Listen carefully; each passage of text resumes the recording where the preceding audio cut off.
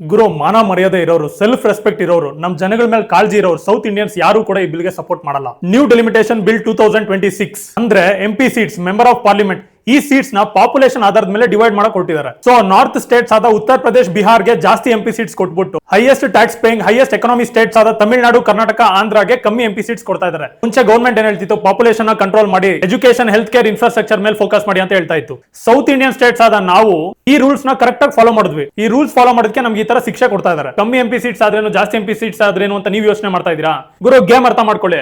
ಜಾಸ್ತಿ MP seats ಅಂದ್ರೆ ಜಾಸ್ತಿ ಪವರ್, ಲೀಡರ್ ನ ಆಯ್ಕೆ ಮಾಡೋ ಶಕ್ತಿ ಕೂಡ ಅವ್ರಿಗೆ ಜಾಸ್ತಿ ಇರುತ್ತೆ. ಅದು ಒಂದೇ ಅಲ್ಲ, policy decision, budget allocations, politics, power ಎಲ್ಲದರಲ್ಲೂ ನಾರ್ತ್ ಸ್ಟೇಟ್ಸ್ ಗಳ ಇನ್ಫ್ಲೂಯೆನ್ಸ್ ಜಾಸ್ತಿ ಇರುತ್ತೆ. ನ್ಯೂ ಬಿಲ್ ಏನಾನ ಪಾಸ್ ಆದ್ರೆ ನೆಕ್ಸ್ಟ್ ನಮ್ಮ MP ಗಳ ಮಾತಿಗೆ ಅಷ್ಟು ತೂಕ ಇರಲ್ಲ.